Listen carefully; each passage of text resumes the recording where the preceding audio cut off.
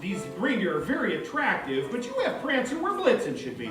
Well, in Dancer, he should be on my right-hand side. What are you talking about? Your reindeer. Prancer and Blitzen need to switch places. Well, in Donner there, he should have 4-point antlers, not 6. Although I don't suppose anyone would notice that but me. But you will attend to the reindeer's proper position, won't you? Yeah, sure I will. Thank you. Donald Duck with a bunch of funny chickens. Hey, what the chickens gonna be? Keystone Cops never thought I'd live to see 'em. Floating in their famous Model T. Hey, kids, give me my hat back. I didn't give it to you, I just loaned it to you, huh? Here's a quarter. Get yourself a balloon. Wow! Hi, kid. You waiting for the parade? Hi, kid. Captain Gailey, we're not getting through to this little lady. Try again, Fred. All right, then I will, huh? Say, you live around here? Oh, right next door, huh? What's your name? I said, what's your name? Susan Walker. What are you, in the parade or something? Nah, I'm just watching parades from now on. My civvies will be here later this afternoon. Say, you waiting for your father? I haven't got a father. Oh. Well, who's gonna take you to see the big clown balloons? It's Santa Claus. Are you kidding?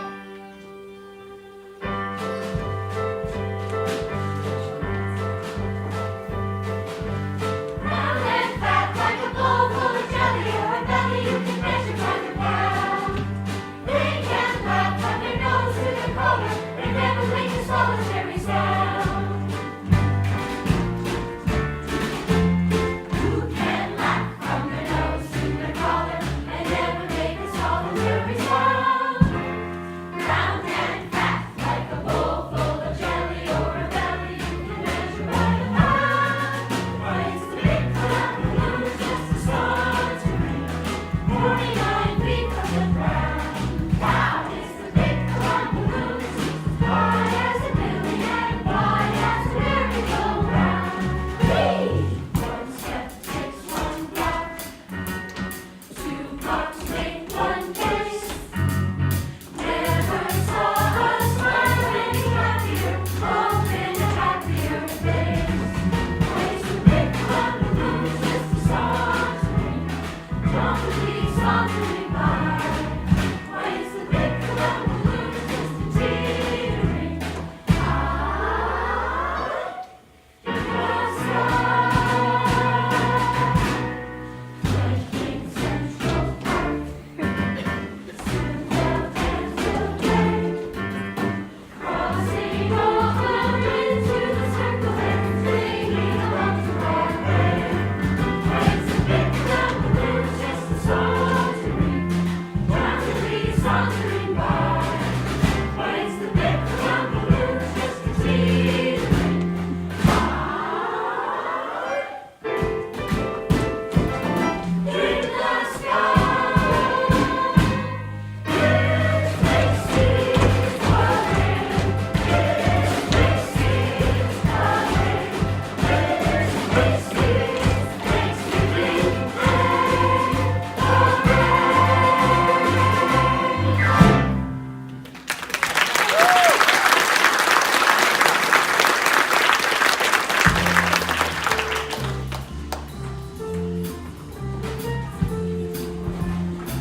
Say, hop aboard, kid. What for? You know you want to see Santa Claus. My mother and I don't believe in Santa Claus. What? Was your old lady a witch or something? My lady works at Macy's and she hires Santa Claus every year for $2 an hour. Oh, she does she? Well, I don't care if your old lady's Mrs. Scrooge. We're not gonna miss the parade. Come on, get up.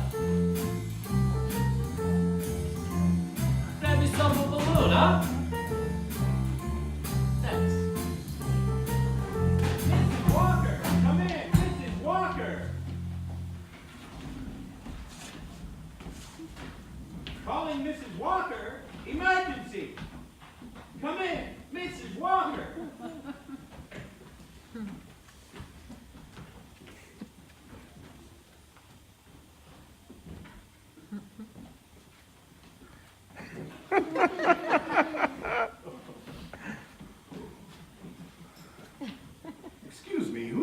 charge here?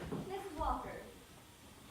Mrs. Walker, come in, please. Mrs. Walker! Mrs. Walker! Mrs. Walker, please come to position number 6. Right here, Mr. Shellhammer. Oh, thank heavens, Doris. Someone's holding up the parade. I'm holding up the parade until I can locate Santa Claus. Come on, Max. Put on the wig. Well, I wish such a flame is no good. The 3-minute bugle! Excuse me, are you Mrs. Walker? Where have you been? You were due on your float in a half hour. Why, you're not our Santa Claus. I most certainly am not.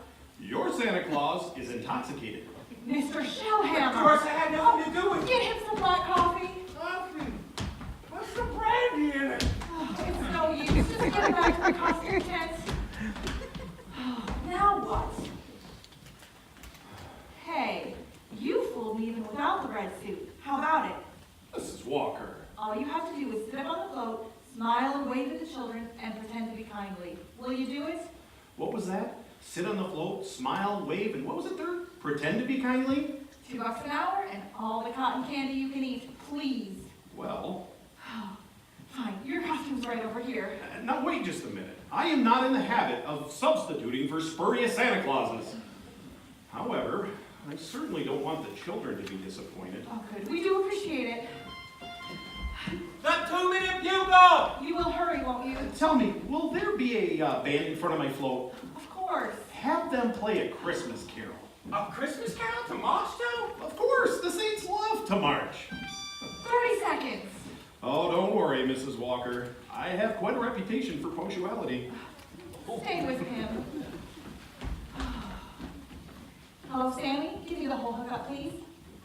All right, this is it. Boys and girls, everybody up. Unit 1, all clear here. Through out with Unit 5. 4, cross behind 2. 6 and 3, swing in 72nd Street. Happy Thanksgiving, everyone. Oh, Columbus Circle Police, start north. Santa Claus is on his sleigh, and here we go.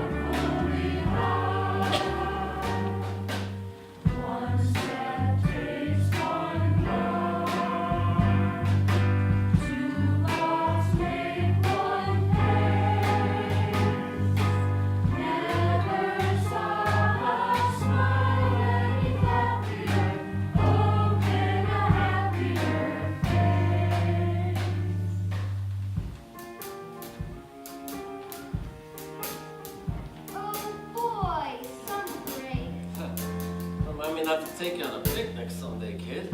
At least we won't have to wait for the Santa Claus. What do you mean? He certainly won't be coming on this parade.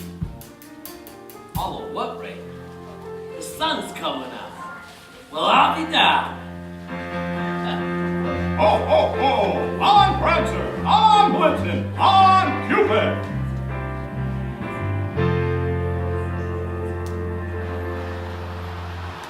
Best Santa Claus you ever had. Look at that crowd in front of the store. They must have been down there for 20 minutes. I know that old guy isn't any amateur. He's done that someplace before. I mean, just look at him turn it on for the TV cameras. Hey, how'd you like to have him in the toy department? Help you sell those plastic alligators. How'd you know about that? Mr. Shellhammer, I know that you smoke in the third floor telephone booth, you catnap in the model bedroom, and you nosh in the gourmet shop. Why wouldn't I know you ordered 7,000 alligators by mistake?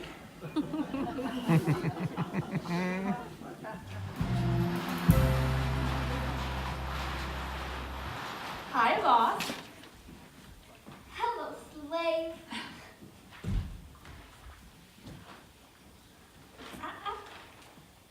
I will not allow my short-sighted mother I will not allow my short-sighted mother to spoil me rotten to spoil me rotten.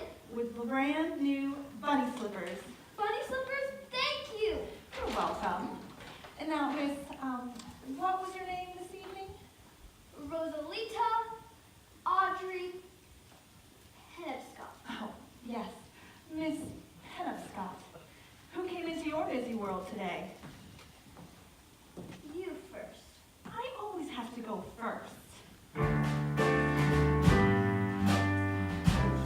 into my sky today, who sailed into my sea, who came whistling down my street? Is that your question to me? Yes. Well, somebody sure come a flying, flying much better than you, and somebody sure came a whistling prettier tunes than the tunes you do. But no one whistled or sailed good with anything like your time. So let's tune up to your paper comb, turn the corner and head for home, arm in arm, arm in arm. Arm in arm, we're gonna eat mashed potatoes and pie. Arm in arm, we're gonna do the dishes. Dishes. Arm in arm, we're gonna save the dishes for tomorrow. I love you.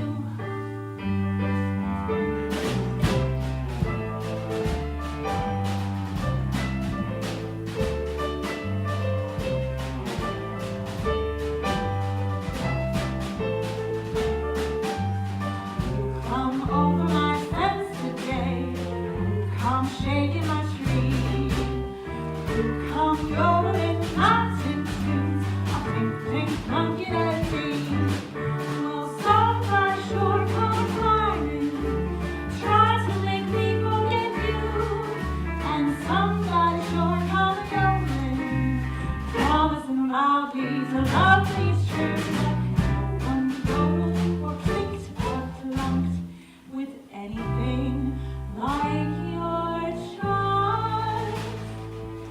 So you're still captain and I'm still crew, taking orders and following through. Arm in arm,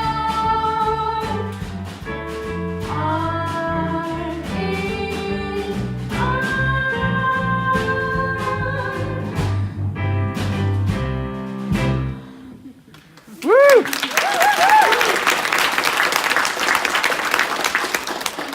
Happy Thanksgiving, sweetheart. Now, where is the lady you loosely refer to as our housekeeper? Passed me the last show at the music hall. Oh, I see. She finally mentioned the painting. Oh? She said, "Is that painting supposed to be beautiful?" What'd you say? I said, "Mrs. Beeler, in modern art there is no distinction between the beautiful and the ugly." I saw your parade, Doris. It wasn't bad. Gee, thanks. Who gave you that balloon? Captain Frederick Daly, U.S. Marine Corps, retired. He lives next door. And you went to see the parade with him? Sure, he's harmless, Doris. He's a lawyer now, and he's going to Connecticut. First of all, no man is harmless. And living in Connecticut is not necessarily a character reference. Now, don't tell me he gave you the old routine. Hello, little girl. Is that dish I see going by here every day your mother? Doris, he never saw you go by. And he didn't call you a dish. He called you a witch. Not to pry or anything, but what prompted that remark? Well, I told him we don't believe in Santa Claus, Prince Charming, or anything we can't see, smell, taste, or touch. He was thunder-stricken. Stricken? Stricken, I think. He's very sentimental. You mean corny. He's the familiar prototype, and he's on the make for your mother. What's that mean? On the make? Why, No. Prototype. bedtime, young lady. What's a reprobate? I can't hear you. I said, what's a reprobate? Where did you hear that? Mrs. Beeler said my father was a reprobate. Go to sleep, Susie. Did we ever believe in Santa Claus? Go to sleep, Susie. A long time ago, when we were just me, we believed in everything. Blue skies, and fairy godmothers, and even a Prince Charming. Just as though they were real. Well, they're not real, Susie. And teaching a child to believe in fairy tales can cause her to grow up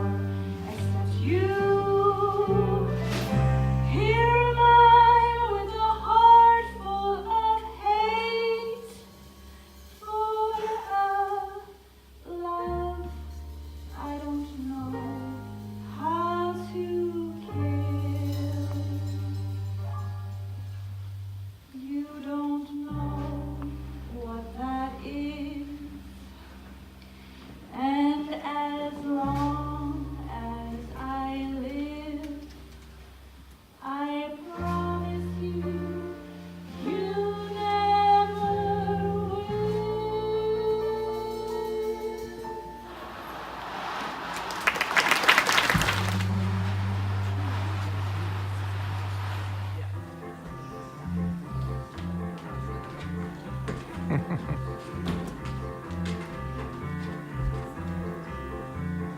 guys.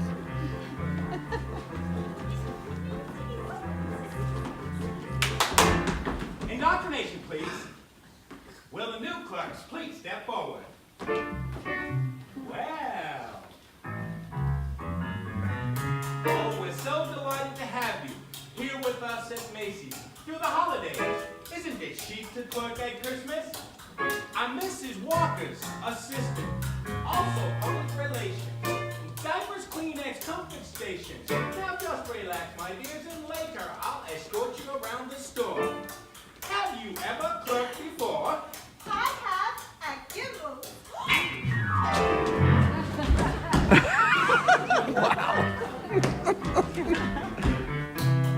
I didn't hear you. Don't repeat it. Ever, ever, ever. Now, girls, I'm going to preview of a new sales idea. Mrs. Macy herself is yet to hear it. Now, I won't go into detail. Through an understandable error, we have 7,000 reptiles to sell. Reptiles? Plastic alligators. I propose to stimulate their sales with jingles. Jingles? Just as they do on TV. Oh. Well, if the principle works for the TV and radio, why not here behind the counter every day? Just remember, you can claim anything if you sing it.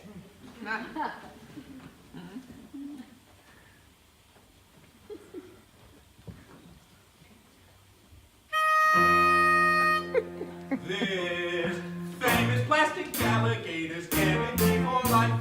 It'll swim like a fish and float like a whale, pour you a beer or ginger ale.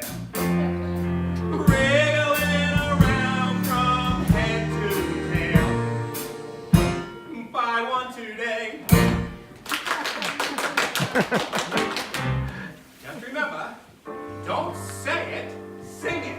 Get it? Now, at the sound of the 3 o'clock gong, the afternoon session in the toy department will resume.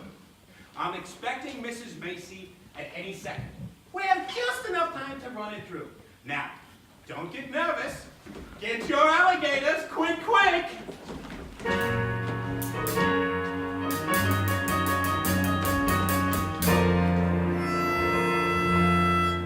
Yes! Famous plastic alligators, guaranteed for life. It'll swim like fish and blow like whale, pouring a beer or ginger ale. Wriggling around from head to tail. Buy one today. What the Gimbals is going on here? Mrs. Macy, it's my jingle idea. You can claim anything if you sing it. You cannot claim that a plastic alligator will pour you a beer or a ginger ale. Mrs. Macy, singing is an art form. That's why the ad agencies came up with it in the first place. You can even claim that chewing gum doubles your fun.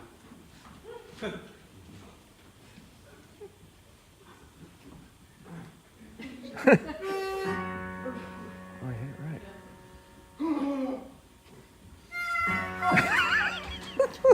We offer you a famous plastic alligator toy. It'll ball and jack, it'll do the twist, it'll read your mail if you insist. Scrub it in your bag with the flick of the wrist. Buy one today. An alligator does not have a wrist, at least to the extent that we do. This alligator's plastic, but you cannot wear it out. You can bang it, kick it, or throw it on the floor. Watch it roll right back for more. Throw in a kiss like Dinah Shore. Buy one today. An alligator's lips do not pucker. That's just absolute nonsense, Showhammer! I've heard your voice and your ideas, and I am impressed You are? with neither either. But apparently it has escaped your notice that the 3 o'clock session is just 15 seconds away. From Macy's parade to Macy's great store, the holidays are with us once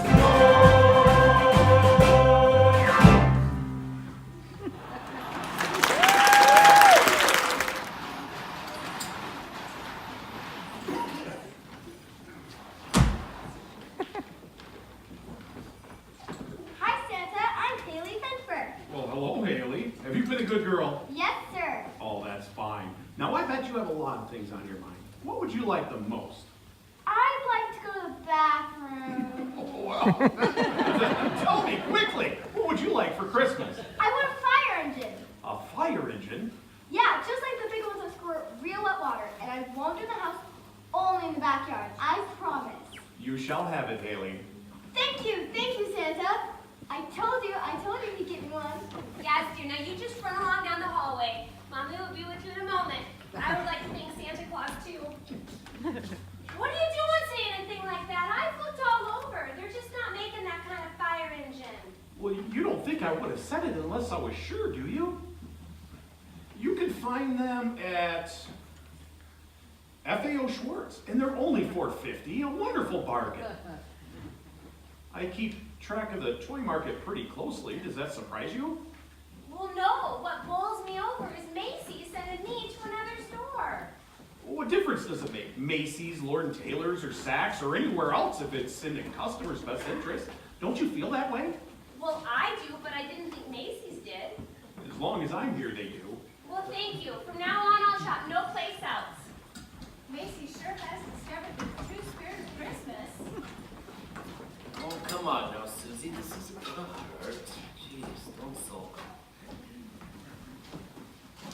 You shall have it, my love. Hello, young lady. What's your name? Her name is Hendrika. She's Dutch. She just came over and has been living in the orphan's home in Rotterdam. When she saw you in the parade today, she said that you were Santa Claus, as she calls you, and that you could speak with her. Santa Claus? You see, she doesn't speak English. Ja, ik ben Sinterklaas. Ik ben dat gekomen ben. Oh, that's Santa Claus. Ik ben het wel. Naturally. I wonder if she remembers this. Waldhorn, Schollen, so, Helder and Lair. Ja, ja. Cling. Waldhorn, cling. Waldhorn, Schollen, Boor, Young and Boor out. Clink, Waldhorn, clink. Blah, so proud to Camp Rock, to point. Waldhorn, Schollen, so, Helder and Lair. Clink, Waldhorn, clink.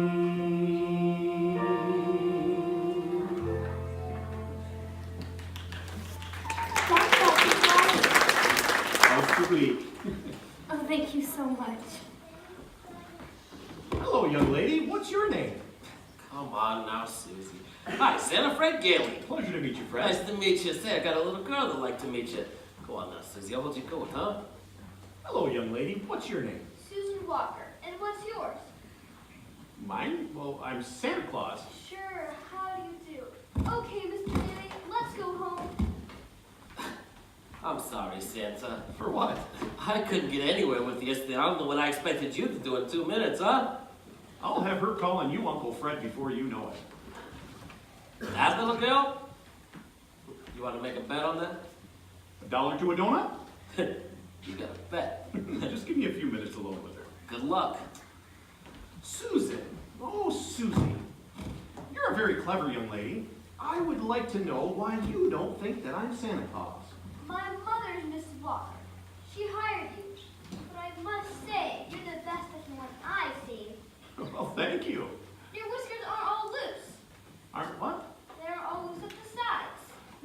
because they're real.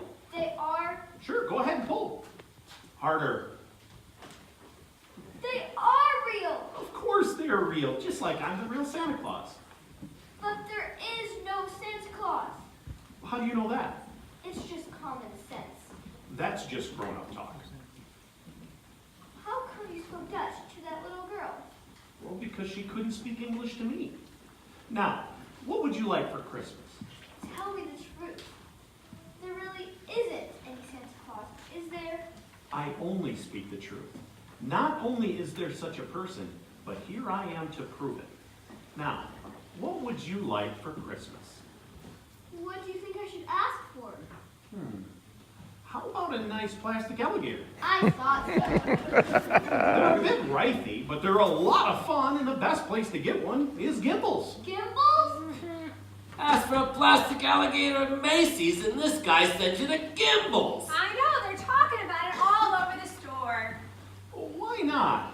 We should be kind to one another at any time of the year, but at Christmas, we should take it a step further. Make it a tradition, so to speak, to treat everyone with love. Good luck? Of course. Everyone. Why not? Even the Yankees? At Christmas, certainly. And the Ford family should ride around in a Chevy. Oh, I wish I would have thought of that. He sent me to Altman's for my glass pattern. But you do not mean that Macy's should love Gimbals. I do indeed. Me to you.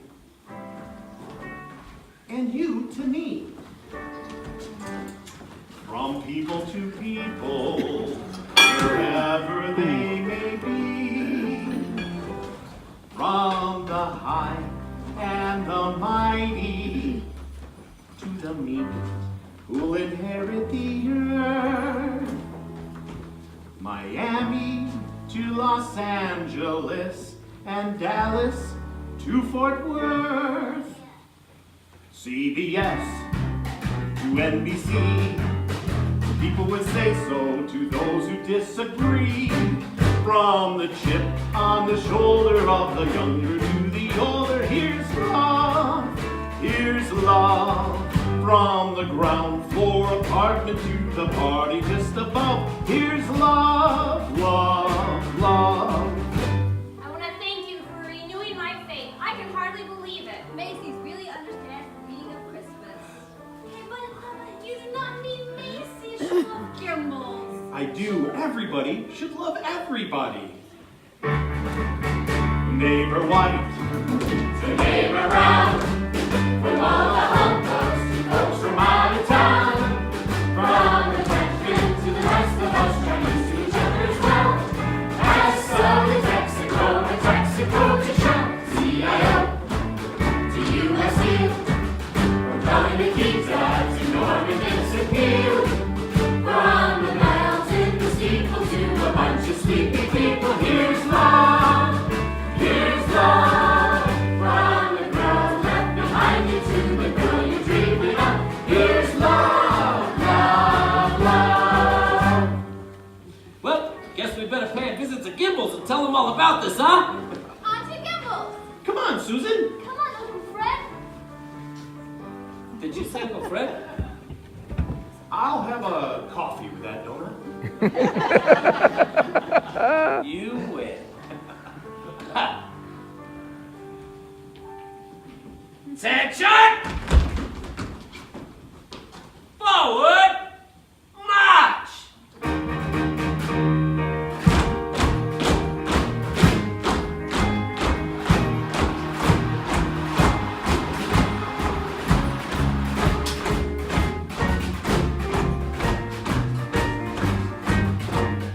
All the dogs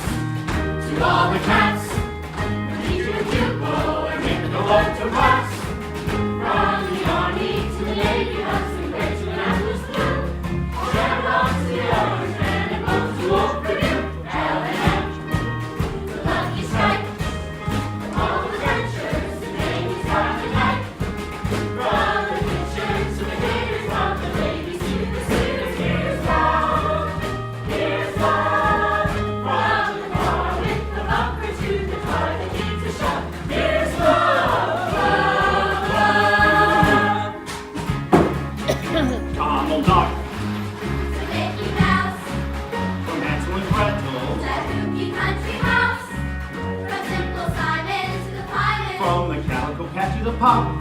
Poor Humpty Dumpty to the fall it broke him up. Little boys to little girls, With gum in their pigtails and taffy in their curls.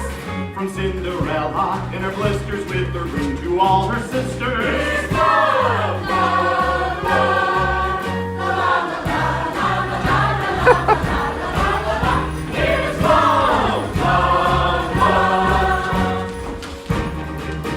All around to all the tracks. From the springtime to people on the grass. From the congress to the taxi, from the wiggly worms to the track. Cinderella's a fire as she tries to drown it out. Husband false, the husband true. Elizabeth Taylor's a husband's in review. From the lamb to the lion, from the eagle to the top. Here's love, love, love.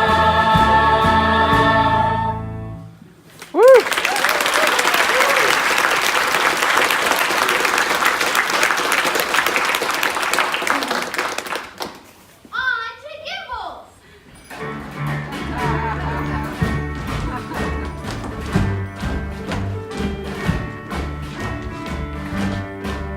From the ground floor apartment to the morning just above, here's love, love, impulse.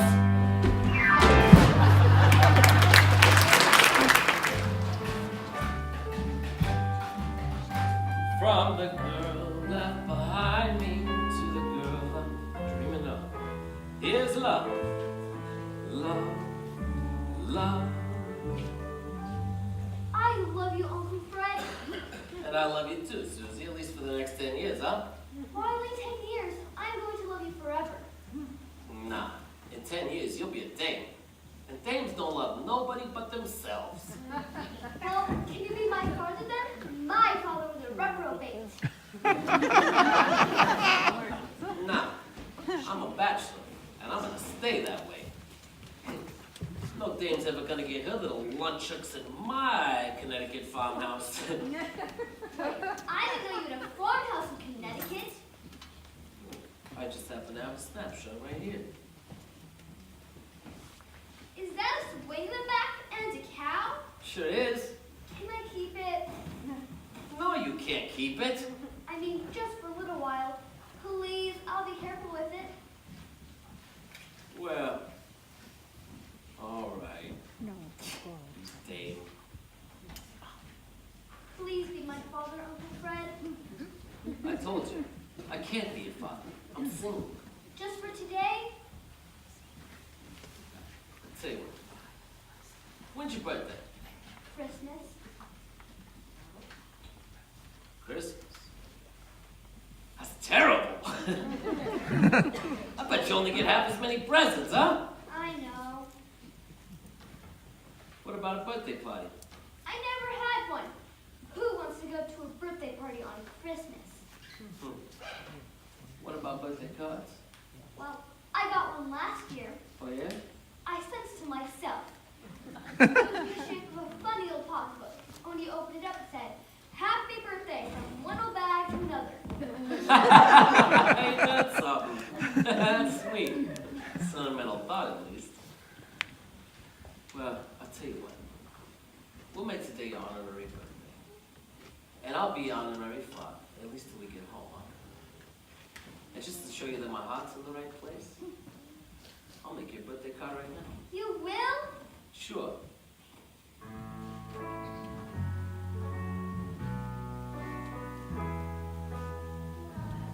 May your hopes be as high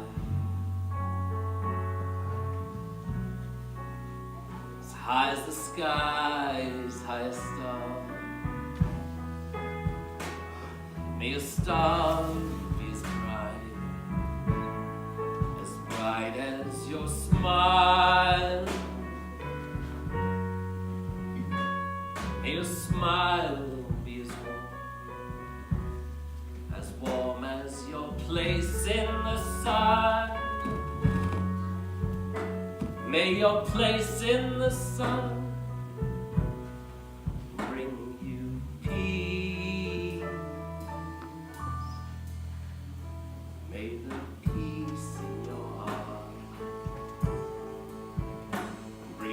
joy in your heart. May your heart know the meaning of love. May the love you will know when you know you're in love.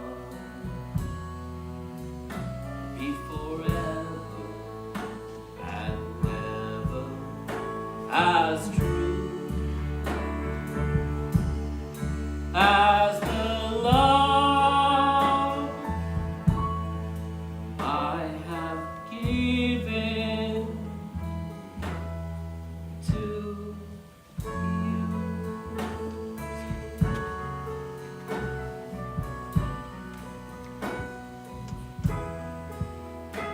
May the peace in your heart May the peace in your heart bring you joy in your heart. bring you joy in your heart. May your heart know the meaning of love.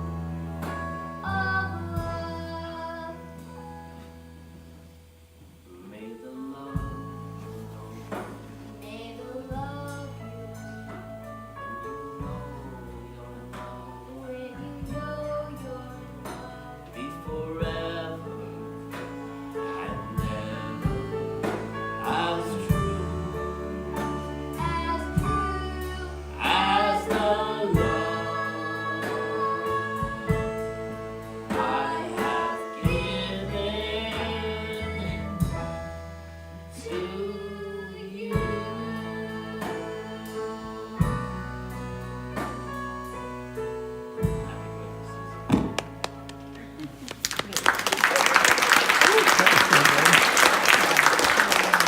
I sure love her wishes. I take full responsibility. Mr. Shellhammer, is it true? Worse, whatever you heard, people were normal. And then all of a sudden someone started shouting, "I'm the Gimbals!" It swept over the store like a prairie fire. Just think, 21 shopping days left till Christmas. And not a customer or a clerk in the entire store. Why didn't you stop it? Stop it! I was the pivot man. It was mass hypnotism. What happened to Mrs. Macy yet? She's probably working out a deal to replace us with automation. You know, I'm not surprised. I knew that Santa Claus was too good to be true. Wait till you see his employment card. Kris Kringle. Kris Kringle? The Brooks home, Great Neck, Long Island. Age, as old as my tongue and a little bit older than my teeth. Next of kin is Dancer and Prancer. I'm glad I did what I did. I should have done it sooner. Wait a minute. That guy's crazy. He's nuts. He thinks he's Santa Claus. I've got it. Got what? Oh, Shellhammer, I've got a great idea. It's a natural. I've got it. Where is she? Where is she? You're the one who stole all my customers and got them over to Gimbals. When I first heard about it, I thought it was another one of Mr. Macy's harebrained stunts.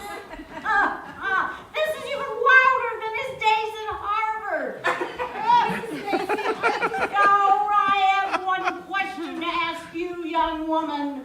How are you going to repay the R.H. Macy Company for rerouting the proceeds from an entire day from our cash register to Gimbals?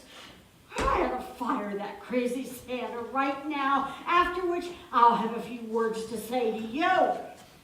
Give me the toy department. If you'll just listen. Yeah, Johnson, Mrs. Macy here. Listen, I want you to wow. Johnson, Mrs. Macy's been interrupted. This is Mrs. Walker. She wants you to have all of the clerks follow the Santa Claus line. I mean, sending people to other stores. I'll call you back. What is going on here? Now, when I first heard this idea, I naturally concluded it came from you. Therefore, I took it seriously and I stood back for an objective view. Now, on the face of it, it seemed idiotic. Imagine sending Macy's customers to Gimbals. Of course it's idiotic. But after 6 years of training in Macy's store policy, if I can't evaluate a great natural sales idea, I'll go up to your roof and jump off. Don't Don't bother. I'll have security escort you to the elevator. Show him. Wait! Sales idea? That's what I said. Don't you want to be known as the friendly store? What do you mean? What I mean is the store that places public service ahead of profits. Yes, The store with a heart? of course. Fine. So if we haven't got exactly what the customer wants, we'll send them where they can get it. No high pressure or forcing them to take something they don't want. And if that isn't a great sales idea for Christmas, I'll go back to basement wrapping. You know, you may have something there. The store that places public service ahead of profits. The effect on the public could be Monumental. and consequently we'd make more than ever before. Consequently, I get a bonus in the amount of 0.5% of the final sales figures to the extent they are in excess of Macy's best year. Agreed? What was that last statement? Fine. Make a note. I'm very happy to hear you appreciate the value of the sales idea, Mrs. Macy. Now, we don't want to run any risk of losing that Santa Claus. Of course not. No. Better get him on a lifetime contract Which we'll present at a surprise party for him. in the toy department, first thing next week. A surprise party for Santa Claus? Yeah, for a select few people. Be great publicity. The best, Mrs. Macy. You know, I'd like to get the governor down here. Governor? Certainly. Oh, get me on the noon plane to Albany tomorrow. Oh, wait, better make that 2 tickets with a side trip to Buffalo. Mr. Macy and I've never seen Niagara Falls. It'll work, Shawhammer. You know it'll work. This is going to be the best Christmas Macy's has ever had, and all for $2 an hour. Get that Santa Claus down here immediately. I want to make sure he doesn't change his attitude to the customers by the width of one smile. What is the matter with you? I fired him. Who? Santa Claus. You what? Earlier, before you came in, I was just trying to be efficient. Well, you gotta get him back. That guy's nuts. He thinks he's Santa Claus. I don't care if he thinks he's the Easter Bunny. You go get him and don't come back without him.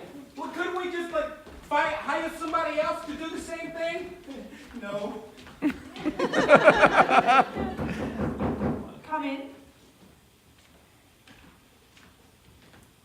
Why, Mr. Kringle. Hello, Doris. This slip must have gotten into my box by mistake. Actually, it's a dismissal form. Well, if that isn't a king-size foul-up, I never heard one. Imagine firing the best Santa Claus we've ever had. Please, let me take your hat. Thank you. I mean it, Mr. Kringle. I've heard about your Here's Love idea, and I'm betting on it. I'm ordering every clerk in the store to take their cue from you. We're going to keep a complete file of prices and items of every rival store in town, plus tie line telephones to those stores for our customers' convenience. We're backing you, Mr. Kringle, with everything we've got. Oh, Mrs. Walker, I knew I could win you over. You know, I made you sort of a test case. A test case? Oh, I did indeed. I feel better about Christmas now than I have for the past 50 years. Attitudes have become so shameful in this century. And I must admit, I thought that included you. Oh, I had just about made up my mind that I just wouldn't fight it anymore. The commercialism, the cynicism, I was ready to give up for good. But now look what's happened. Because of your faith in me. Oh, Mrs. Walker, you and I are going to put the clocks back to the gentle days, the kindly days that people are letting slip through their fingers without doing a thing to stop it. The days of green Christmas trees instead of pink ones, and real pine cones, and real holly berries. Popcorn for you, apples for me, red striped candy, nutcracker handy, kettle a bubbling holiday tea. Snow clouds hang low and threatening, maybe it won't, praying it may. The brightest fireplace glows in every face, waiting for Christmas Day. There'll be walk-around songs and talk-around songs, songs of the inn and stable. There'll be morning time songs and evening time time songs and grace at every table. Jingle bells will jingle all the way, all day. It's beginning to look a lot like Christmas. Popcorn for Everywhere you, you apples go. for me, There's a tree red that striped grandma candy, found, not in the park nutcracker as well. handy, Stood and behind the all in holiday eve. It's Snow clouds and gold threatening, maybe it won't, praying it may. The fireplace, fireplace glows in every face, waiting for Christmas Day. Waiting for Christmas Day.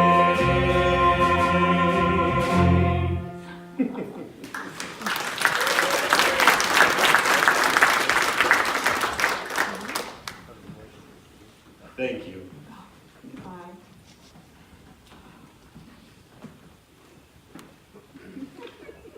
It's working! It's working! It's working already! They're talking about nothing else all over town, and every department downstairs is filled with happy customers. We're getting phone calls from teachers and preachers and rabbis and priests. Oh, just think, I almost fired that man. Doris! Here's love.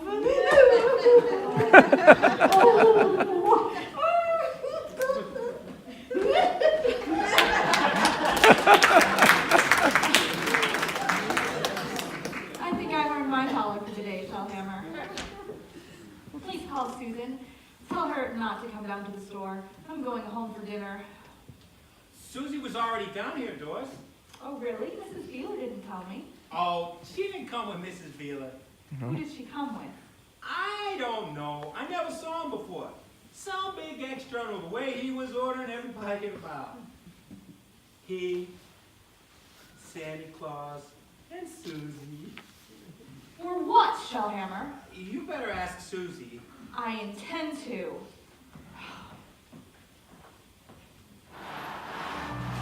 Alright. Yeah, Whitey, sure the game's on for this week. Why not, huh? Alright, we'll see you Thursday then, huh? Alright. Thanks.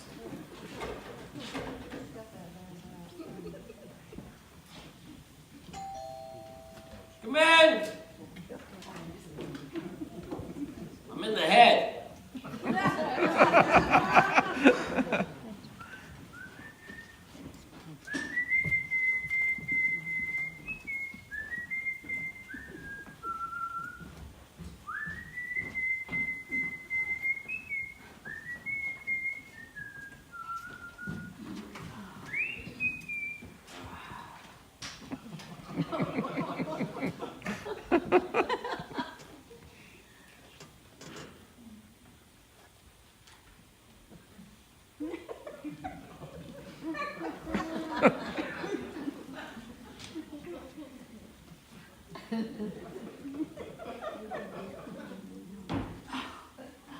Well, I pictured you quite differently, Captain Gailey. I'm glad you pictured me at all, Miss, Walker, Doris Walker. pleasure to meet your acquaintance, the witch. That's right, the witch. Now, I'm a businesswoman. I'll come straight to the point. See, Well, I'm used to dealing with men. Well, that's good, because I'm an ex-Marine, and I'm used to dealing with women. So, say, you're Susie's mother, aren't you? You know, you got a swell little kid there, but she's, Excuse me, Captain Gailey, but my life revolves around that swell little kid. Why did you take her to see Santa Claus? What's the harm in that? The harm is that I told her Santa Claus is a myth. Then you take her down to the store and she sees dozens of gullible children and a very convincing old man with real whiskers. I mean, what is she to think? Who is she to believe? And parenthetically, there is no room in our lives for daddies, honorary or otherwise. I can clarify that if you'll forgive some rather personal background. I'd love to hear it. Why don't you have a seat, huh? Thank you. You know, it's funny, but a girl can tell a stranger things that she wouldn't dream of telling a friend, especially a stranger she doesn't intend to ever see again. Now, for the personal part, you see, I waited until I was 25 for my dream courtship with my dream prince. I lived in this dream world for exactly 9 months and 13 days. He walked out on us the day Susan was born. This gay divorcee grew up very fast after that. I mean, what do you guys do? Put chalk marks on our gate posts? I know what you mean. Say, those are nice coveralls, even for a Macy's executive. One would almost think that you took the time to change. I'm flattered. You don't fool me, Charlie. Fred. I seem to represent the classic situation your antennae are always quivering to locate. Divorced women, pathetically longing for masculine attention, and gone all day at work. This permits you to get into the oldest dodge in the world, the lady's child. Keep away from her, Charlie. Fred. And from me. Look, you're bucking for a punch in the nose. Dame with no game. And I say you're getting out of your depth, Maureen. When my child comes home, as she did today, with a sappy, sentimental song and a father image, the male animal who is responsible is headed for real trouble. Now, this little warning comes with me under full control. If there's a next time, I'll call the police captain in this precinct, who is as eager to move in on me as you are. Now, I hate to open up that little problem, but I will if I have to. Do I make myself clear? Oh, yeah, perfectly clear. It's also clear you had no intention of leaving, or you'd have been moving for the door on that last remark. You didn't even lean. It's also funny how that little girl just managed to wind up on my doorstep. One would almost think that you took the time to send her over here. Well, you know what? You wasted your time, little girl. You know, I've been the pigeon route. The bluesy, the floozy, the maharini, the cangalini, from the malls and the halls of Montezuma to the boards and the shores of Tripoli. And while we're getting so personal, let me fill you in on a few facts. You see, I'm about to attain a profession. I'm about to become an attorney. A status of which I've attained the hard way. Namely, by flunking the bar exam 2 times in a row, barely skinning by on my 3rd try, 6 hours a week in the judge advocate's office, and 15 hours of correspondence. You see, I'm a plotter. Therefore, my plans don't even include any casual dames for a while. Look, little girl, when it comes to dames, I wrote the book, little girl. The whole bloody book, little girl. So, look, little girl. Why pick on me? Why not a wealthy man? Say a patron of the arts, who needs a protege with a flair for organized metabolism. Maybe a chairman of the board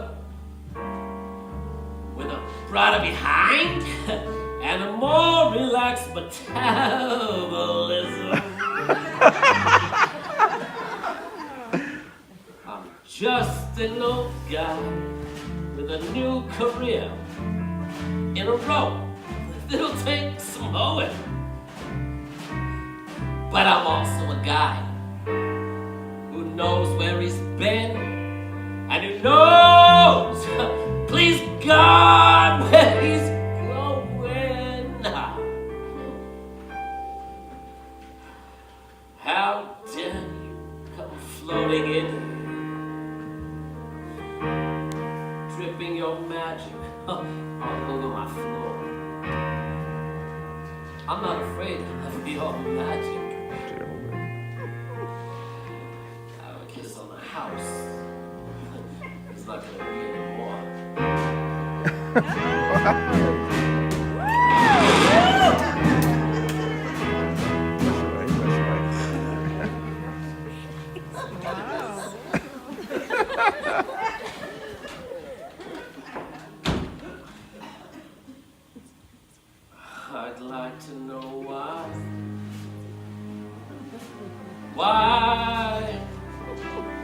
I kissed you, you haven't kissed me back.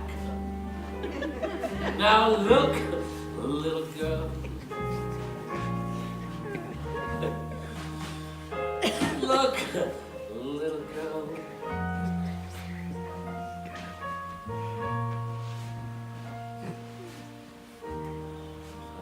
Look,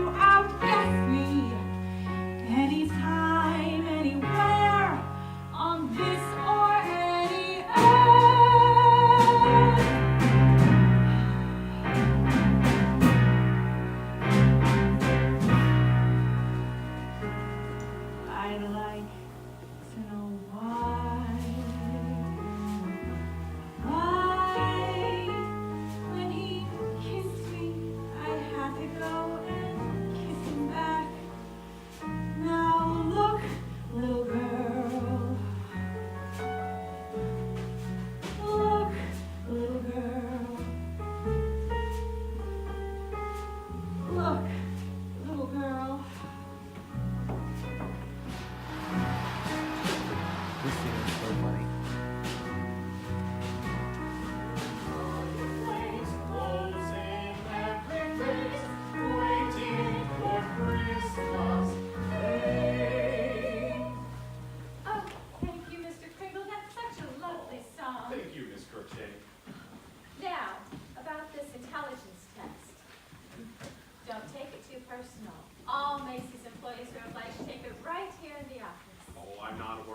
I've taken dozens of them.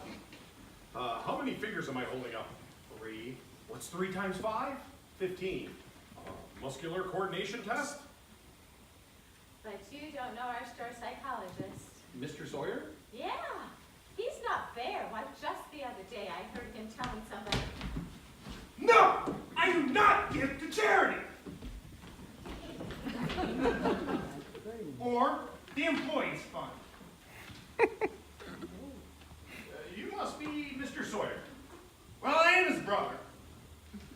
So, you're Santa Claus. Well, I ain't his brother. Oh my. Never mind that.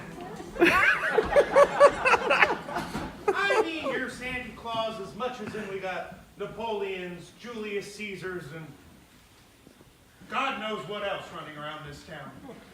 Crookshank, I thought I told you to keep these nuts out of here until you had a chance to announce them to me personally. How much is 3 times 5? It's 15. Would you mind looking at me when you ask the questions? I'll look anywhere I wish. How many days in the week? Mr. Sawyer, your function, as I understand it, is to give intelligence tests and evaluate them as a psychologist, not a psychiatrist. 7. 7? What does that mean? Days in the week. Complete lack of concentration. Crookshank, make a note. Take your left hand, touch it to your right ear, and take your right ear and touch it to your left nose.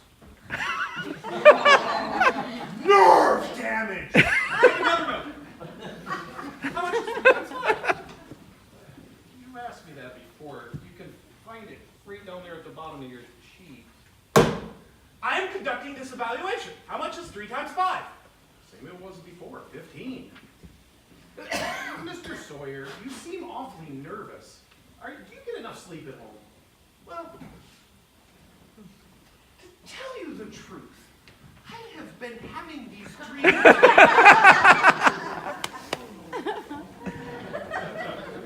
My personal habits are of no concern of yours. It's just I hate to see anyone so tied up in all their... How many fingers am I holding up? 3. Mr. Sawyer, you bite your nails. Are you happy at home? This examination is over. Really? Thank you. And you must know I've been happily married for 14 years. If my wife calls, tell her I'm not in. Take this down. After careful examination, it is my considered opinion that Mr. Kringle should be terminated immediately. He shows maniacal tendencies and must be committed as soon as possible. Now wait just a minute, Mr. Sawyer. That's not fair. What? Well, he gave all the right answers.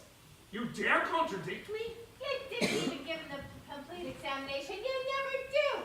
You're always getting people fired just because you don't like them. That's right. You're fired. That's wrong. I quit.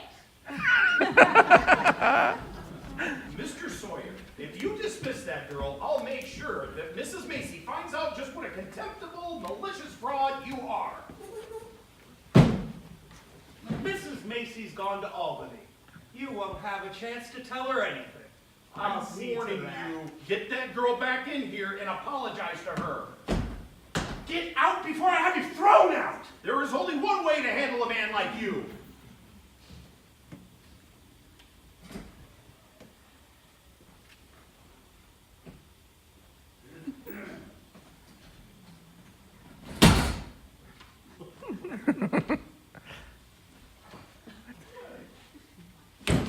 Don't strike me again, Mr. Greenfield! No! Don't strike me again! Villain! Fucking go!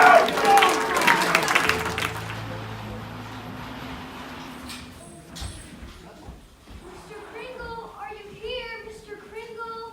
Susan? What are you doing down here this time of night? Mrs. Bugler brought me down. I wanted to come to your... To my what? I'm not supposed to tell you. Susan? Susan? I was told to come down here to attend some kind of meeting, but nobody will tell me anything about it. Why all the mystery?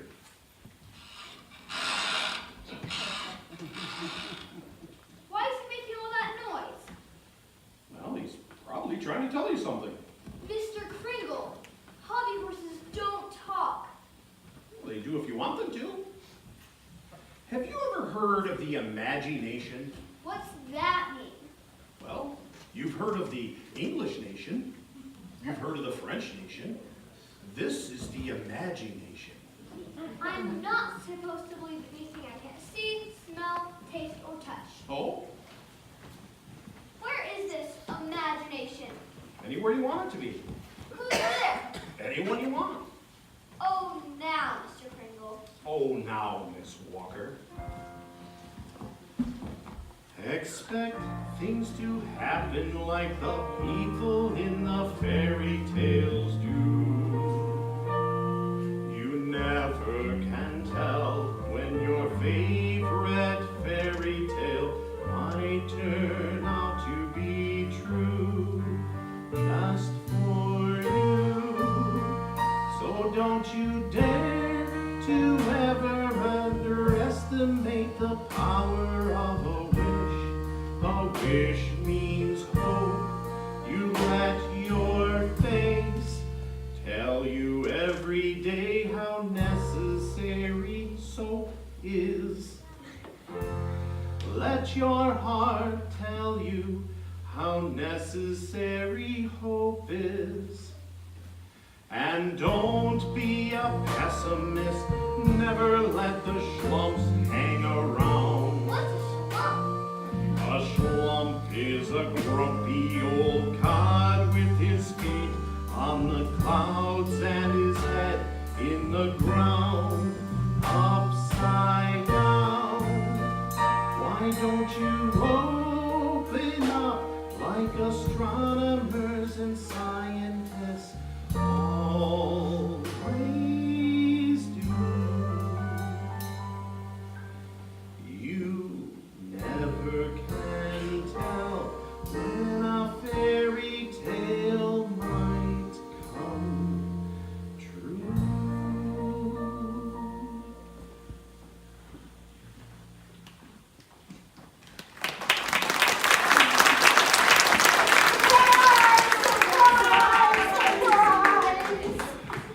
Mrs. Macy, what kind of meeting is this? Oh, it's not a meeting at all. It's a surprise party for you. Me? Yes.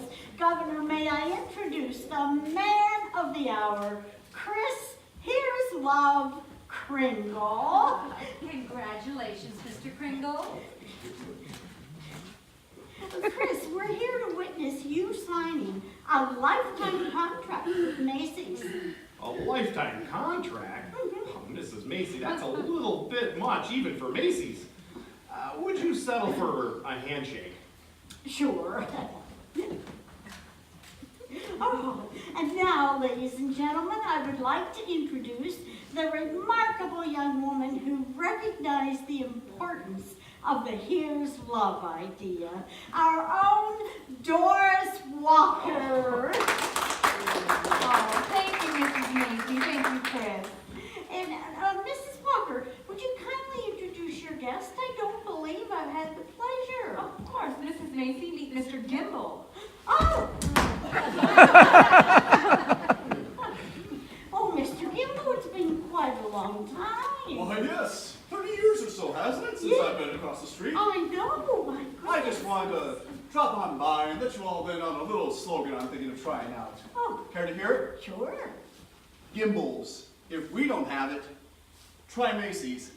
Oh. Mrs. Walker, I want to congratulate you and this marvelous Mr. Kringle. You made history. We're appreciative. Thank you, Governor. Coming, Mrs. Macy? Oh, absolutely loved it. Just a moment. How about we pop across the street for a photo over my store? Congratulations, Mr. Kringle. What, Susan Walker, what are you doing down here? I would have come to Mr. Kringle's surprise party. Thank you, Susan. Mrs. Bueller brought me down. Is there a fellow here who says he's Santa Claus, alias Chris Kringle? I'm Chris Kringle. I have a complaint requiring your presence for an examination over at Bellevue, sworn up by Mr. Bartholomew Sawyer. I'm afraid you had to come along with me. Whatever Mr. Bartholomew Sawyer says, Miss Walker can vouch for me. I don't know anything about this. Well, he claims that he was attacked by this gentleman in a maniacal frenzy when he refused to believe that he was Santa Claus. Well, that's ridiculous. Mr. Kringle doesn't need to say he's actually Santa Claus. Of course I do. Chris, you don't have to keep pretending for Susan's benefit. I am not pretending. Just tell him you're not Santa Claus and there'll be no trouble. Why are you crying? This is all your fault. Telling him he's not really Santa Claus. Well, his beard is real and he is too. Susan, there are 6,000 men in New York City with real beards. That doesn't mean they're all Santa Claus. And he spoke Dutch to a little girl. Well, I speak French. That doesn't make me Joan of Arc. You don't believe in him because you don't believe in anybody. You're a dame. Susie! Susan!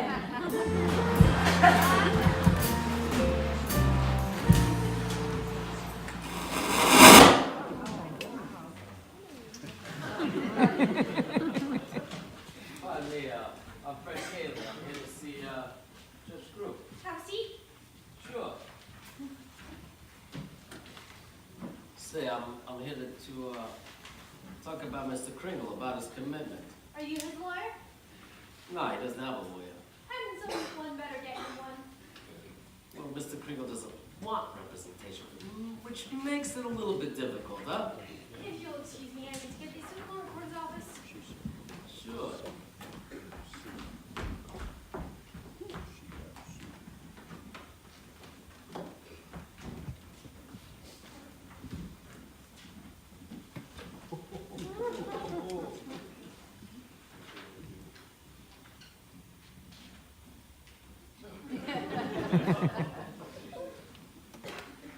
Oh. Harvard Law School, 1924. Oh, that's all.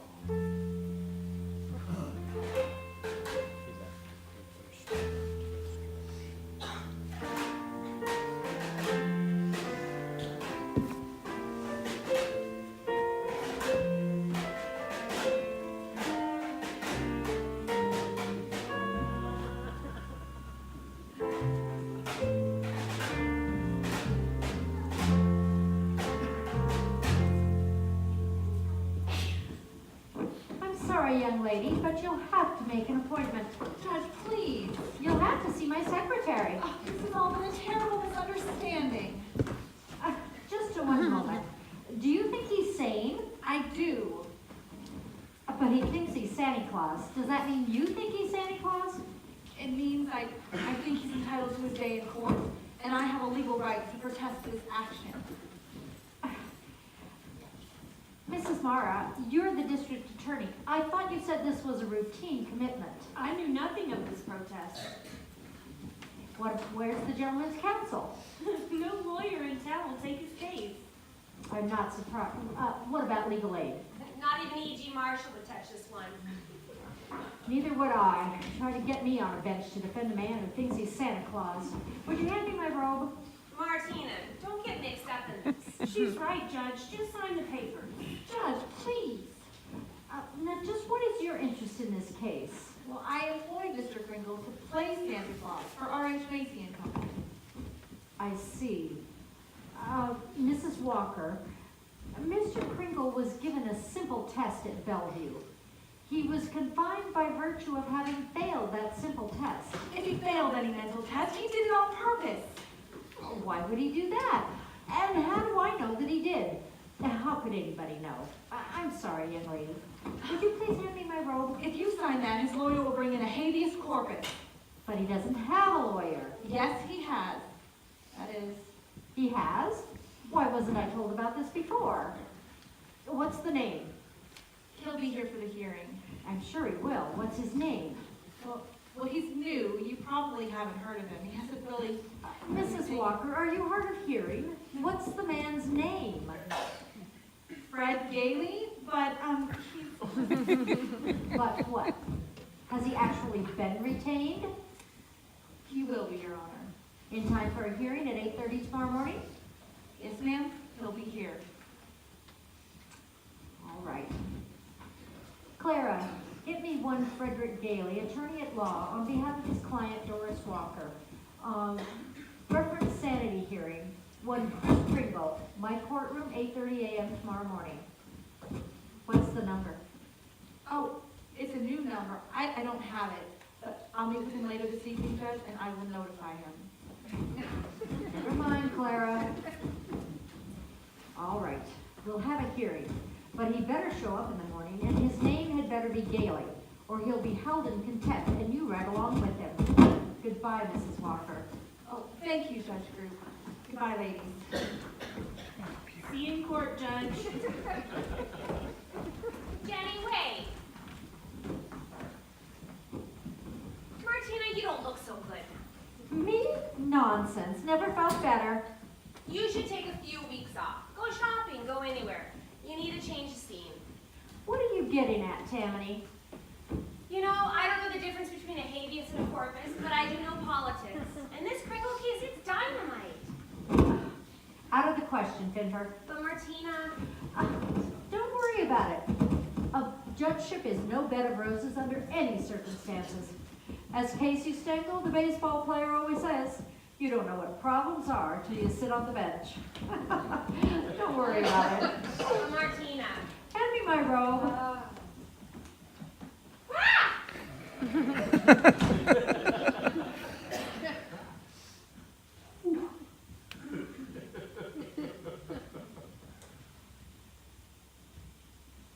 Captain Gailey, I'm taking you home. What's so special about that, Fred? We got a lady caller tonight.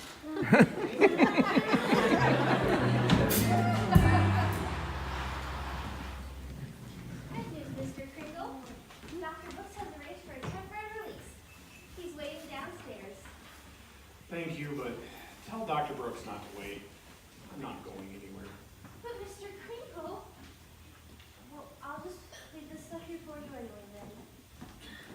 Mr. Kringle! Susan? Mr. Kringle! Susan, where's your mother? At the store, I suppose. Mrs. Beeler brought me down. Your mother's not going to like that. Why should you care what Doris likes? Don't you ever call her anything other than Doris? Like mom or something? I mean like mom or something. You know, what happened that day at her store wasn't her fault. It was mine. I just gave up, that's all, and now I haven't any faith in myself.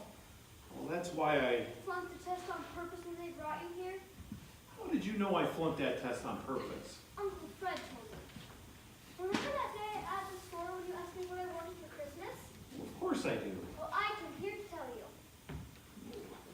Why tell me? Susan, with faith you're somebody, but without it you're nobody. I'm nobody. I came all this way and you were going to listen. I own a farmhouse with a swing in the back and a cat. Like in a snapshot. You want a dollhouse like that? No, I own a real house like this in the country with a swing in the back and a cat. You children are always asking for such incredible things. Real elephants, real locomotives.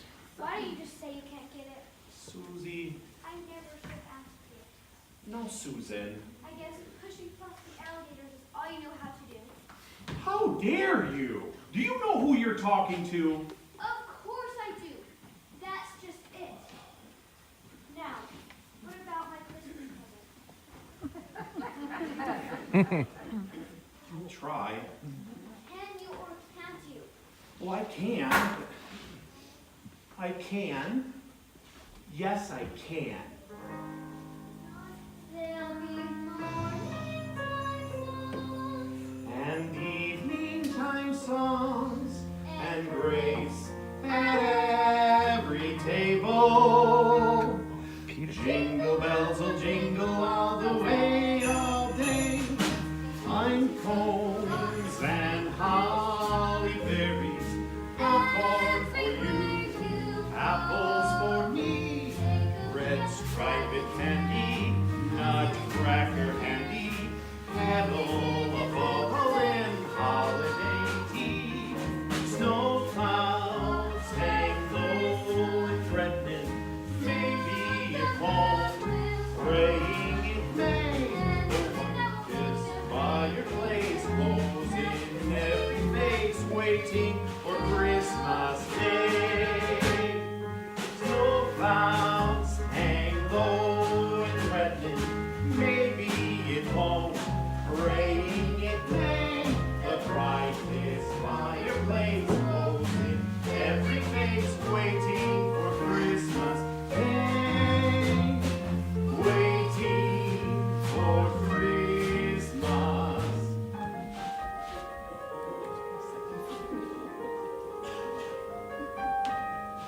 Day.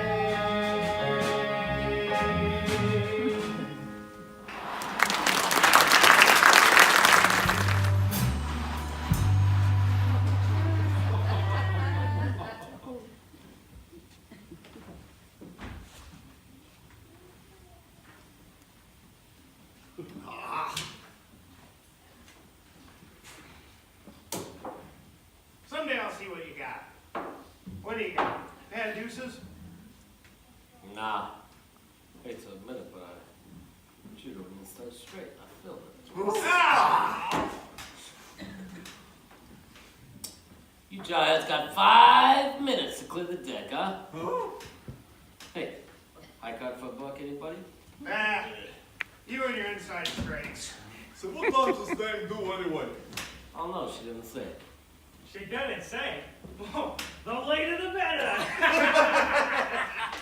So this lady's, A high class dame. Point of order here, Cap. If she's so high class, 8 to 5, she don't show at all. Nah, she'll show. In fact, I'll tell you what. Give me 2 to 1. I can bet the exact time she's gonna ring that doorbell over there. what, you know something we don't? I know she gets off work at 9 p.m., huh? Wait a minute. Where's she live? Right next door. And she's not here yet? I'll take a 5 of that. Me too. I got 10. When are you jarheads gonna learn that I know dames? All right, big man. Name the time. She'll be here in 4 minutes. Midnight? Yes, sir. Straight up, sir. 2,400 hours. What is taking her so long? Sergeant, you've got to be kidding. You tell me. She closed the store at 9 p.m., arrived home 9:15, dressed and left at 10:30. Then where is she? Where is she, Sergeant? Yeah. Where is she, Fred? After all, that was an hour and a half ago. I know. But she lives next door. I know that too. Takes an hour and a half to go 10 feet. She forgot her gloves. She forgot her gloves.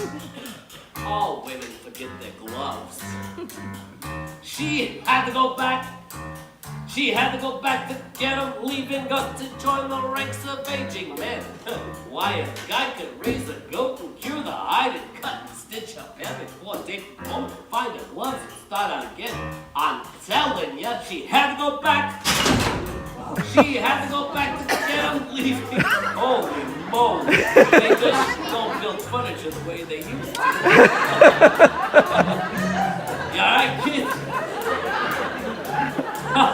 That's the last show. Well, where are we, Captain? We gotta go back. We gotta go back together.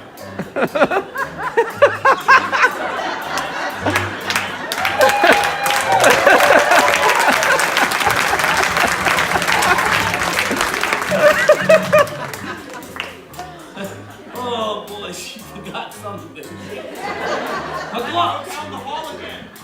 Leaving for a dab of perfume. Joy. What? No, I think I'm finished. No, I'm finished. No, I think Sorry. Joy.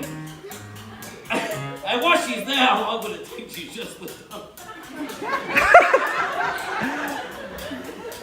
The hall full of rosettes in the middle of the door, the back of the door.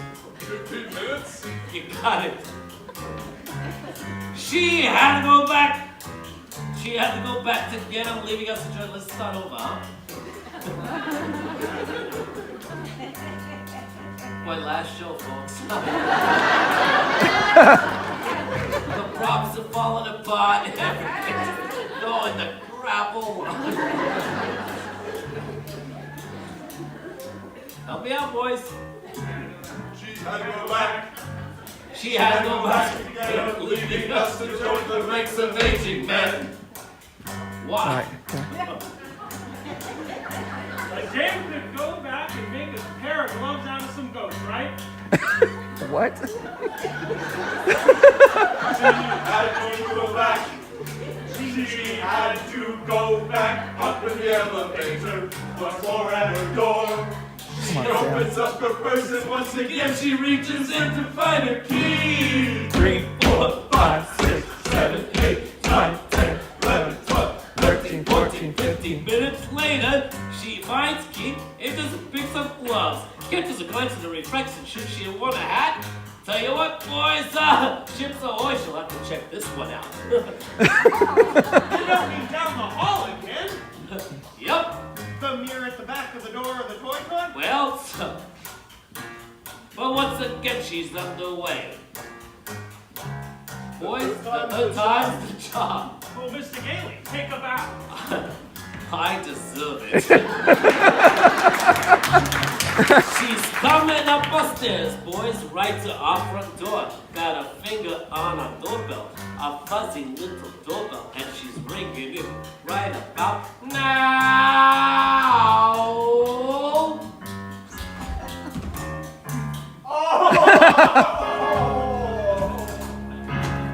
Thank God.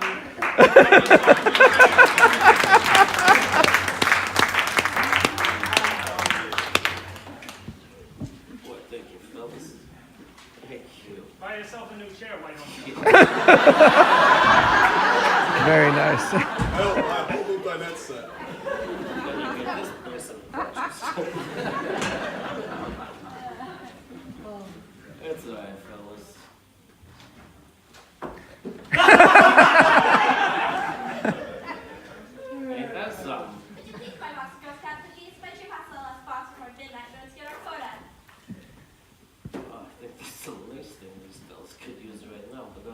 Peanut butter kind, I hope, You huh? would be so lucky. Thank you.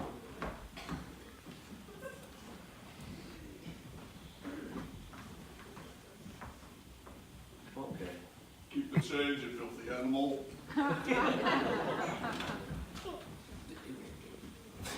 Really?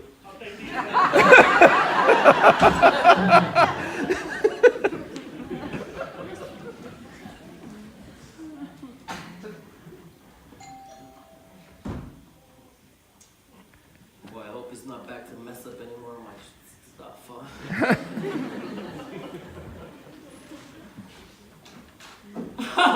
Mrs. Walker. So nice to see you. Let me take your jacket, huh? Oh, thank you. I know it's a frightful imposition at this hour. Not at all. I was expecting you, huh? But you shouldn't come all the way over here. Not this time when I'm all alone. When, I live right next door. when you live right next door. Joy? Beg your pardon? Not at all. You know, so I filled an Inside Street tonight. It was beautiful. It was. First of all, Mr. Gailey, I would like to apologize. Absolutely not necessary. For coming over here so late. Oh, Believe me, I wouldn't have if there were any other lawyers around. any other lawyer in town that would take Mr. Kringle's case, huh? That's right. The judge in this case, Judge Martina Group. as it happens, Judge Group is involved. How do you know all this? Well, you know, I was hiding behind the door this morning while you were at the courthouse. In fact, it reminds me of that joke. I was behind the door when they passed the brains out. So, Mr. Kringle finally got under your skin, did he? Are you going to defend him? Well, now he's got a hearing on, will I? You could have phoned me at the store and told me. Last time I talked to you, you invited me out of your life, do you remember? And besides, Besides, it was more fun just sitting there in your catbird seat, just waiting, wasn't it? yeah, it was. At least this one stayed together. So, old man finally got under your skin, huh? You know what, Doris? You're a square. Only squares use that word nowadays, Captain. Now, I'm not going to lose my temper like the last time, so if you'll excuse me. You know something? You argued that case just like Clarence Darrow. You really are a square, huh? And the longer it takes you to admit it, that makes you a fake. Well, I'd rather be a fake square than a genuine cornball. You know what your problem is, Doris? You don't know what you are. And you're gonna wind up paying one of them couch doctors $25 an hour just to find out. Well, you know what? It would be worth it if you told me I was permanently allergic to you. You know what? Save your money. I'll tell you what you are for nothing. Don't bother. You're a pink tissue paper little dame who let an old man with real whiskers get under your skin. And you're an overgrown cadet, grinning along through life like a B-movie version of a bachelor astronaut in a block full of sorority houses. Oh yeah? Well, you're just a dumb little dame who thinks she's the only one who married a heel instead of Prince Charming. Conclusion? No man's ever gonna be good enough for you or your daughter. But you wanna know something, Doris? You and me, we're already in love. And it's driving you crazy. Because we got nothing in common. Well, not yet, at least. But I'm sure we can find something. Hey! I wasn't making a pass. Exactly. And besides, you started it. Well, I just finished it, Charlie. Fred!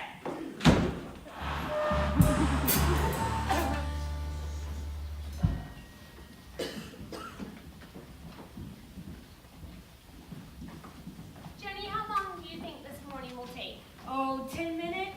5 maybe even. It's an open and shut case. We'll be decorating our Christmas tree this year. You can bet on that.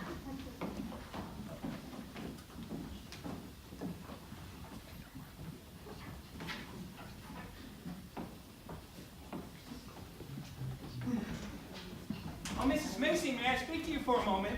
Oh, yes, your Hammer. What Do is you it? remember my jingle idea? Oh, yes, I do. Well, it didn't work too well with plastic alligators, but I'd like to try it on another item. What item? Plastic alligator skin pocketbook. Oh, Remember, you can say anything if you sing it. This pocketbook is plastic, but you cannot wear it out. You can close it, or open it, or throw it on the floor. Watch it crawl right back. shut up, Hammer! I have never made a citizen's arrest. But give me time.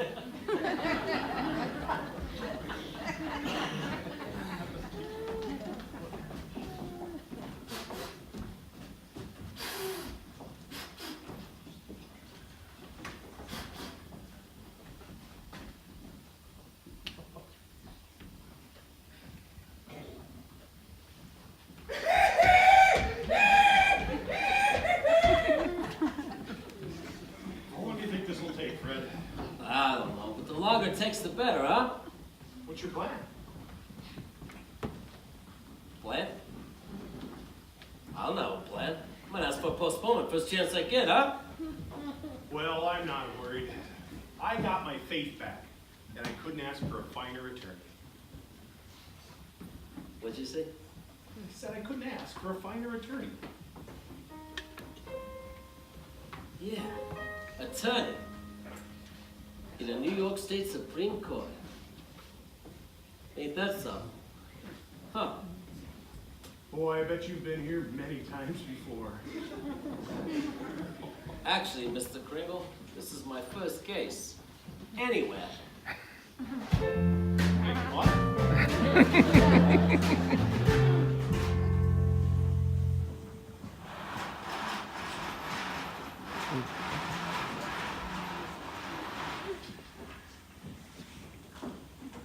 All rise. Trial term part 3, Justice Group presiding. All those who have business with this court come near and ye shall be heard. Is the respondent's counsel present? I'm here, Your Honor. The commitment papers are before you, Judge Group, and if it pleases the court, I'd like to call my first and I confidently predict is my only required witness. Proceed, Mrs. Mara. Mr. Kringle, will you please take the stand?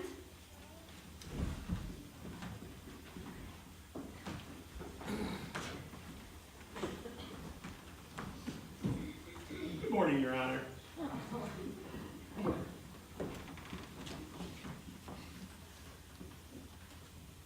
Do you swear to tell the truth, the whole truth, and nothing but the truth, so help you God? I do. Before you begin, Mrs. Mara, I'd like to explain to the witness that this is a hearing and not a trial. You do not have to answer any questions against your wishes or even testify at all. Oh, I'll answer every question I'm able to, Your Honor. What is your name, Chris Kringle. and where do you live? Well, I believe that's what this hearing will decide. A very sound answer, Mr. Kringle. Do you believe that you are Santa Claus? Of course. The state rests, Your Honor. Well, Mr. Gailey, do you wish to cross-examine the witness? I believe he was employed to play Santa Claus. Perhaps he did not understand the question. Oh, I understood the question perfectly, Your Honor.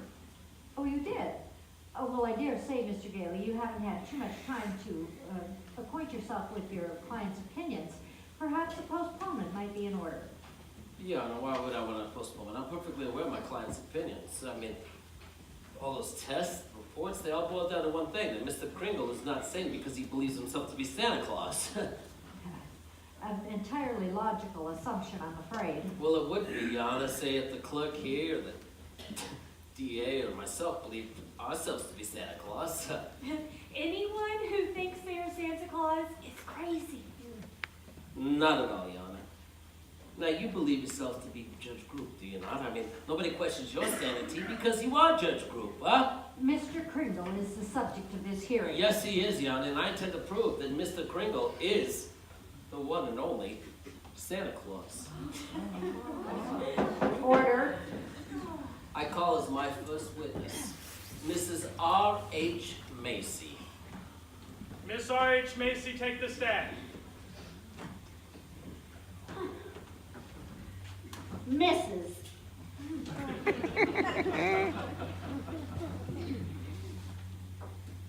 Do you swear to tell the truth, the whole truth, and nothing but the truth? I do.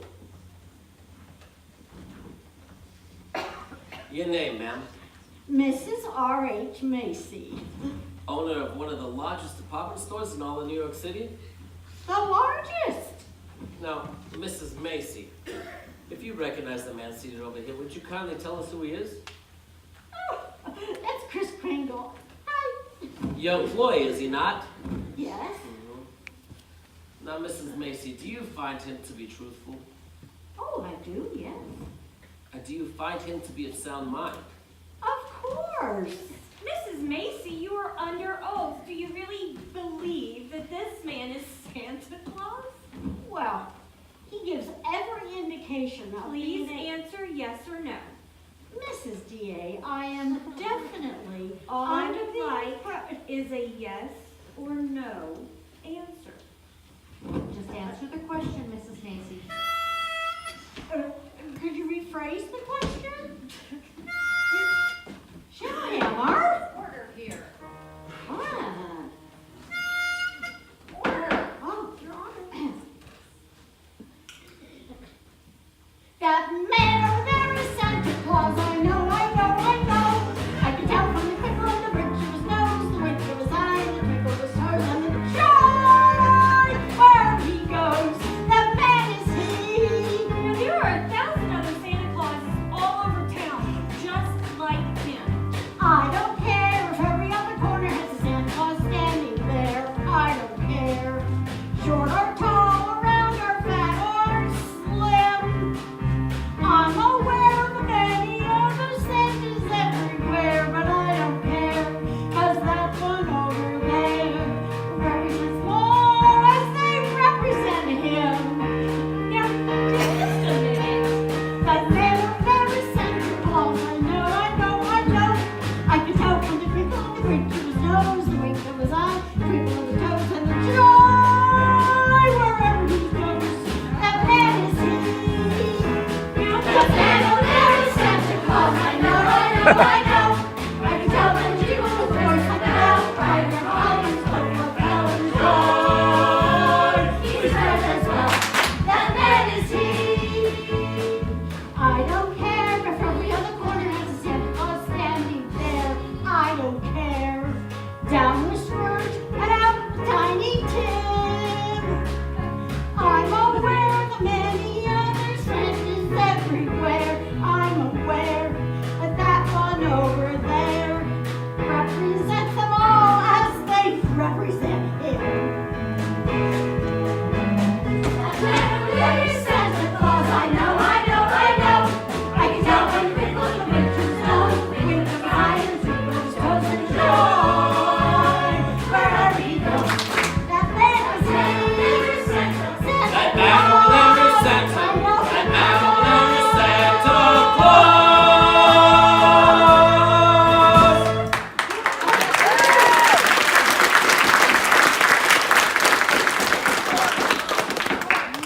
Now, Mrs. Macy, you are under oath. Do you really believe that this man is Santa?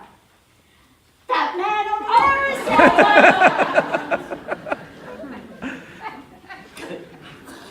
That is all, Yana. You may step down, madam.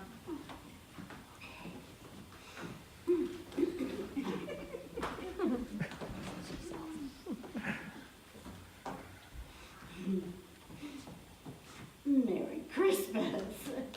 You're fired. Your Honor, I object to this testimony. It is ridiculous and irrelevant. Sustained. Mr. Gailey is making a circus of this court. There's no such person as Santa Claus, and everybody knows it. Yana, I submit this is purely a matter of opinion. Does the DA have any evidence to offer that Santa Claus is not real? No, and I do not intend to, because this is not a nursery. It's the New York State Supreme Court. And I will not waste any more of this court's time with such nonsense. I object, Your Honor. The DA seems to have appointed herself the judge in this case. Now she's trying to tell me what testimony I may introduce, huh? Your Honor, Overruled.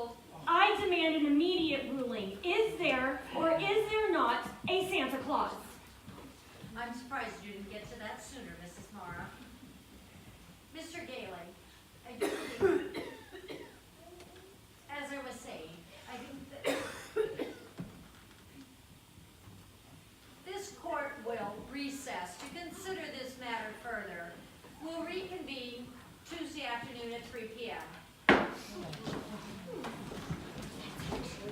Shellhammer. Tammany, come here, we've got to talk. Judge Brew? You'll break Mr. Kringle's heart if you hand out a ruling that there isn't any Santa Claus. Well, I'm certainly not going to hand down a ruling that there is a Santa Claus. Well, I understand that. And I certainly am going to hand down a ruling. Mr. Kringle might have a few delusions, but he only wants to be kind and friendly, and you should respect him for that, not punish him for it. I respect the Constitution of the United States, and I'm sworn to uphold it by appropriate jurisprudence. Judge, you need to get off this case and let somebody else who's not up for re-election take it on. Out of the question, Finford. Couldn't you just equivocate a little, Judge, when the hearing resumes? Not if equivocate means what I think you think it means. Oh, I understand.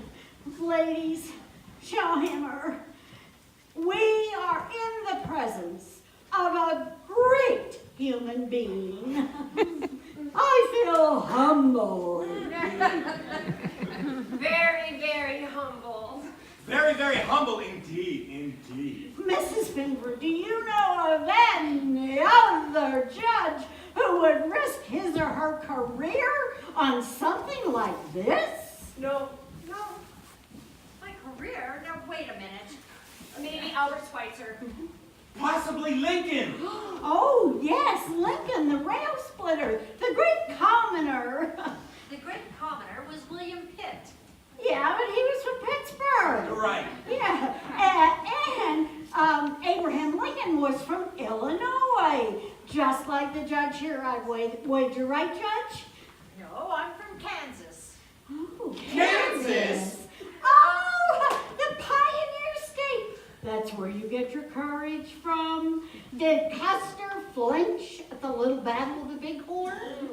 It was the big battle of the Little Horn. It was the big battle of the Little Brittle. It wasn't even in Kansas, that was in Montana. Exactly my point, Mrs. Walker. If it had been Kansas, Custer wouldn't have won. And you're not going to lose this battle either, Judge. No matter what it does to your political future. My political future? Now, wait a minute. Oh, if Judge Group has to disappoint and break the hearts of all the children in America, she'll do it. No, Virginia, there is no Santa Claus. Oh, and all the children throughout the world, if this judge feels compelled to rule there's no Santa Claus, she'll do it and she'll die like Custer with her boots on. Politically speaking, of course. Politically speaking, now just a minute here.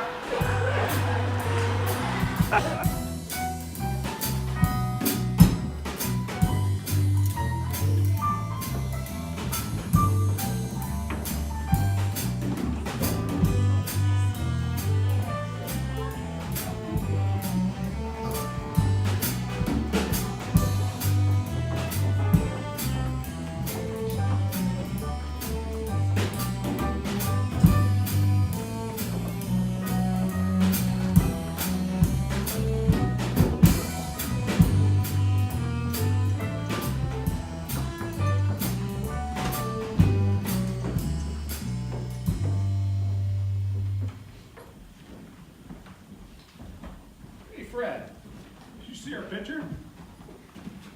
That's one for you, Mr. Kringle. For me? Oh, look, Fred. It's a Christmas card, and it's addressed to me right here at the courthouse.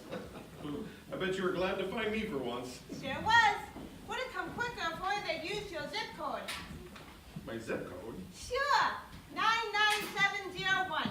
I see them addressed to North Pole, South Pole, Iceland. That mail clock's up to once every December. Now I can deliver it all right over here to you. Oh, that's fine. I'll probably get to it all next week. Oh, look, it's a Christmas card from Susan. No, it's a birthday card, and it's in the shape of a pocketbook. Throw from one old bag to another, it says.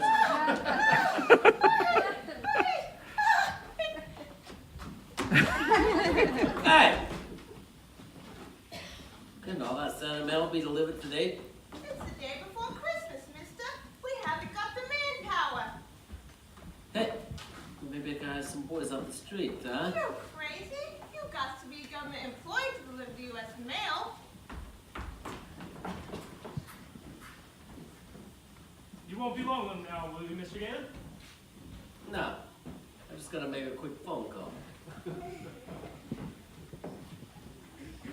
Excuse me. Hello, Ben. Hello, Doris. Hi, Chris. You know, I've been trying to get up my courage for days just to tell you how sorry I am about that day at the store. Oh, no. No, when you turned to me, my answer should have been, I know Mr. Kringle to be a remarkable gentleman who's good for us all. Anything else is beside the point. Oh, you do have some faith in me after all. Now, don't misunderstand me. Faith has nothing to do with it. You may change your mind when Susan gets her Christmas present. Oh, she told me, what was it now? Something about a farmhouse with a swing and a cow. Quite depressing. It would be a little hard to wrap.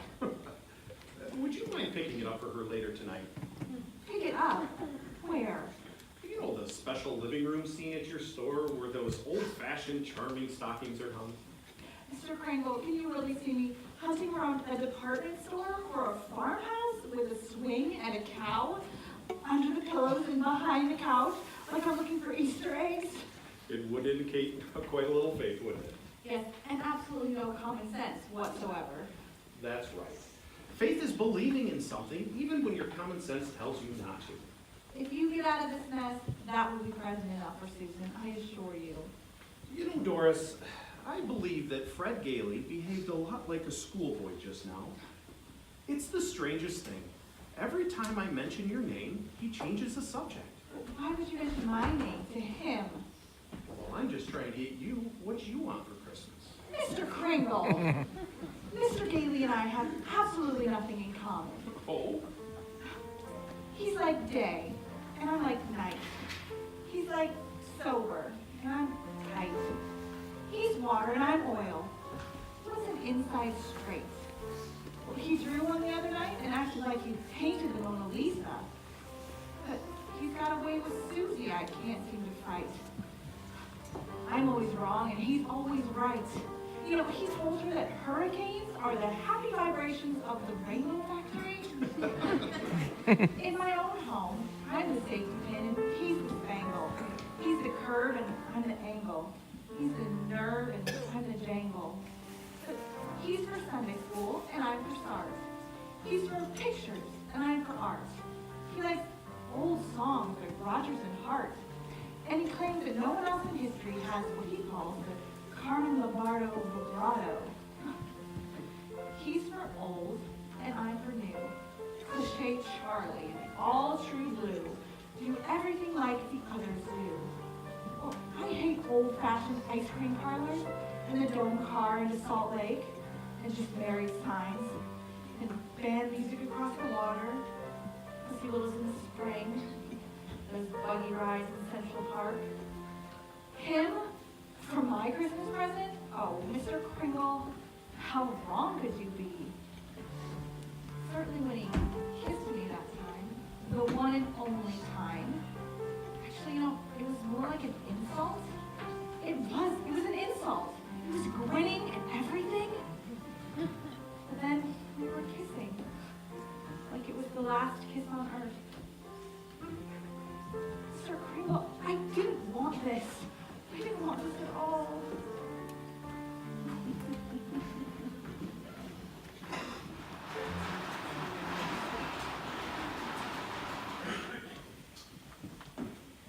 All rise. The court will now reconvene. Judge Group presiding. Where's the respondent's counsel? Before making a ruling, where's Mr. Gailey? I'm here, Your Honor. All right. Before making a ruling, this court has consulted the highest authority available. The question of Santa Claus seems largely to be a matter of opinion.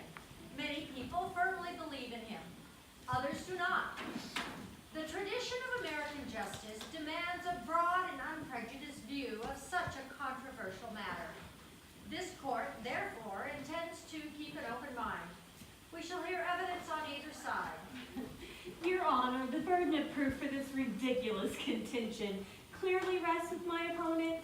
Does he have any evidence to support his claims? Well, Mr. Gailey? If Your Honor, please, I can. I'd like to call Miss Genevieve Morrow to the stand.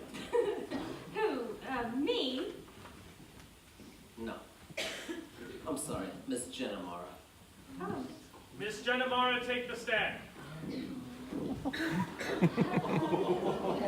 Hi, Mommy. Hi, Angel.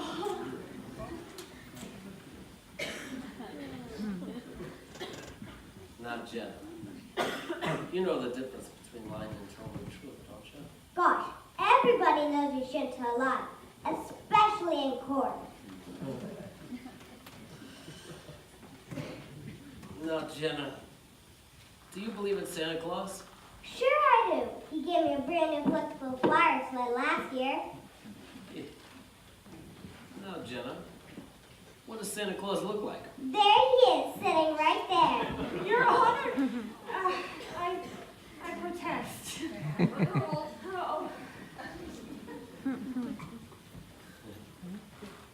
Now, Jenna, why are you so sure this is Santa Claus? Because my mommy told me so.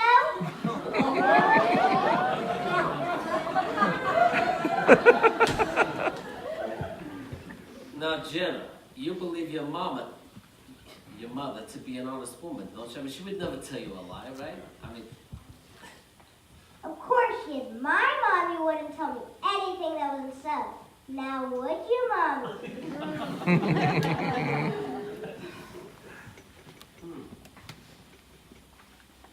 thank you, Jenna.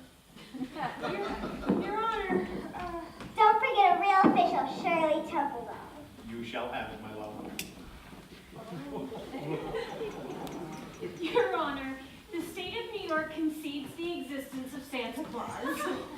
But in so conceding, we ask that Mr. Gailey cease giving personal opinion as evidence. For I could bring in, the state could bring in hundreds of witnesses of the opposite opinion, but it's our desire to shorten this hearing rather than prolong it. So I just ask that Mr. Gailey provide authoritative proof that Mr. Kringle is the one and only Santa Claus. Well, Mr. Gailey, do you have anything more to offer?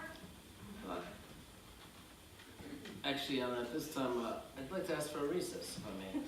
I'm afraid not. Your Honor, it's obvious that Mr. Gailey has not one shred of authoritative proof, and since it's Christmas Eve and we're all anxious to get home for supper, we just ask that you go ahead and sign the commitment papers without further delay.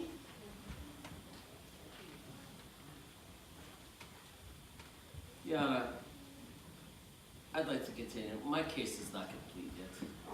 For instance? For instance, Post Office Department, for which we all know, is an official agency of the United States government, for which we all know. The Post Office Department was created on July 27, 1776 by the Second Continental Congress. The first Postmaster General was Mr. Benjamin Franklin. Under the current Postmaster General, the United States Post Office has done over $3.5 billion Your worth of... Honor, I'm sure we're all very gratified to know that the Post Office Department is doing so nicely. But that has no bearing on this case. Actually, Your Honor, it has a great deal of bearing on this case, if I may be allowed to proceed. By all means, Mr. Gailey. Thank you, Your Honor. The figures for which I have quoted indicate an officially run organization. Furthermore, the U.S. Postal Service laws and regulation, for which I have in front of me, make it a criminal offense to willfully misdirect mail or intentionally deliver to the wrong party. Consequently, the department uses every precaution to... Your Honor, the state of New York is second to none in its admiration of the Post Office Department. It is efficient, it is authoritative. We are happy to concede this. For the record? Of course, for the record. Anything to get on with this case. Then, Your Honor, I wish to introduce this piece of evidence. I have here a letter simply addressed to Santa Claus, kept Chris Kringle, courtesy New York City Courthouse. I offer this as positive proof. Pardon me, Your Honor.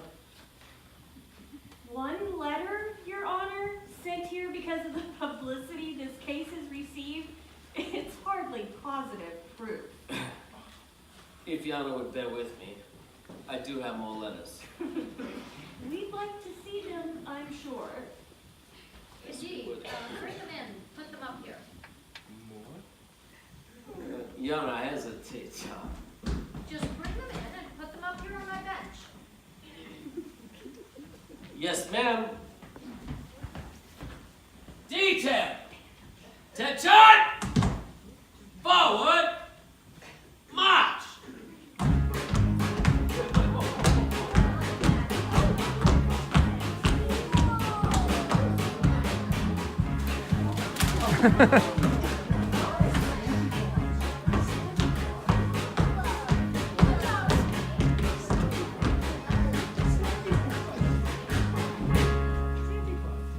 From Tiffany to Santa Claus North Pole. Dear Santa, not guaranteeing that they've been trying or promised to be good. Please bring me a sleigh of horses, 40 kittens, and good nail polish.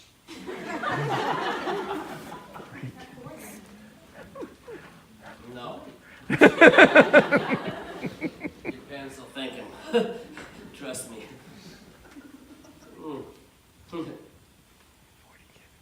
That's funny. Yana, every one of these letters is simply addressed Santa Claus. They have been delivered to the courthouse, to this defendant, by a bona fide employee of the United States Postal Service with the help of the United States Marine Corps. Simplified. Therefore, the United States government officially recognizes this man to be the one and only Santa Claus. Since the United States of America believes this man to be Santa Claus, this court will not dispute it. Case dismissed.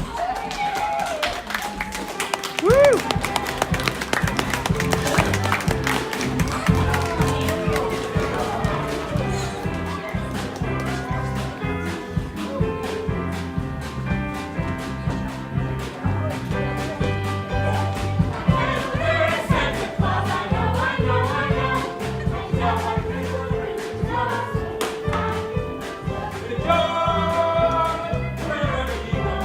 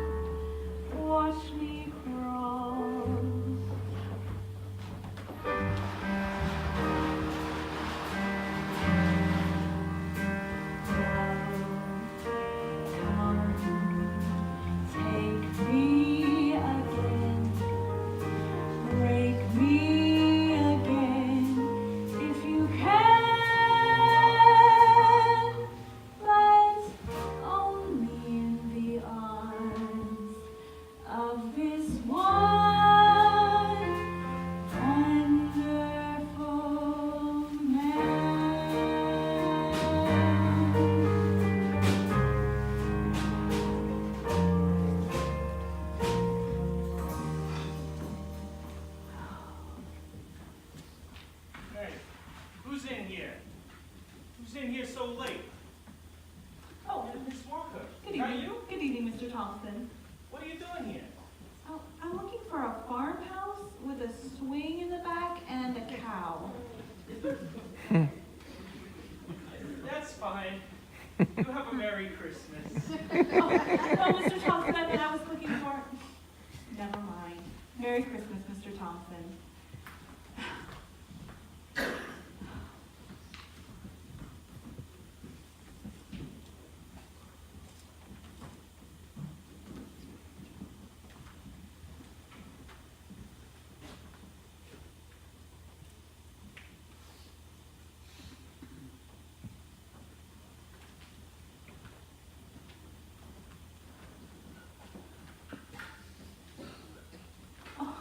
Mr. Gailey, no, we do have something in common after all.